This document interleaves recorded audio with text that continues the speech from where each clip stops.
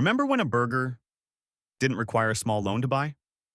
Let's say last year, your favorite burger cost $5. You go in today. Same burger, same bun, same slice of cheese. But now it costs 6. You didn't order extra bacon. You didn't upgrade your fries. It just costs more. That extra dollar? That's not just inflation in your stomach. That's inflation in the economy. So, what is inflation? In simple terms, inflation is the general rise in prices of goods and services over time. It means your money buys you less than it used to. In economic speak, it's called a loss of purchasing power. Let's break that down. If you could buy 10 burgers for $50 last year, this year you might only get 8. That's inflation in action. Now, why does inflation happen? There are a few main reasons. Let's keep it simple. First, demand pull inflation. This happens when everyone suddenly wants the same thing, like burgers. Too much demand, not enough supply, prices go up. Second, cost push inflation.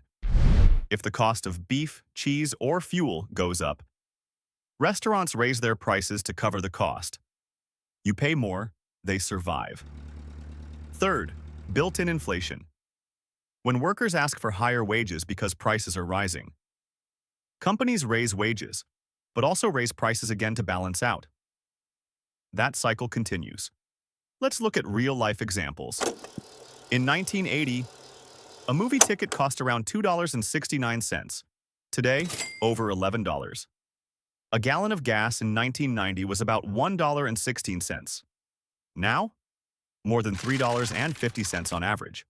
Groceries, the price of eggs, milk, bread, they've all risen dramatically in just the past few years. So how is inflation actually measured? In the US, we use something called the Consumer Price Index, or CPI. Think of it as a shopping basket filled with everyday stuff: food, rent, gas, medicine, clothes. The government tracks the cost of that basket over time. If the basket gets more expensive from one month to the next, that's inflation. But here's a twist. Inflation isn't always bad.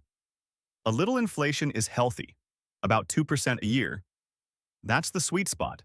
It encourages people to spend and invest instead of hoarding cash.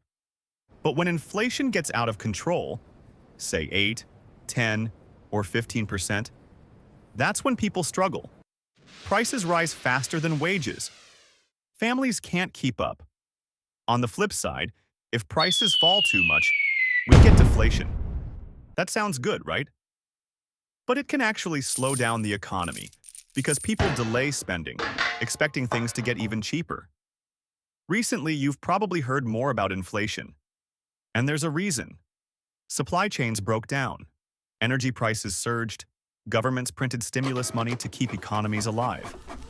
All of that fueled inflation. People noticed it fast. At the pump, at the grocery store, even on their Netflix bills. So what should you take away from all this?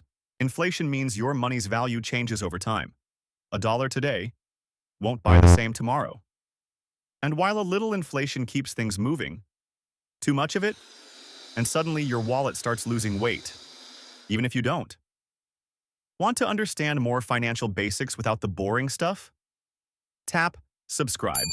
Give this video a thumbs up, and check out the next one in our Money Basics series, How Banks Actually Make Money.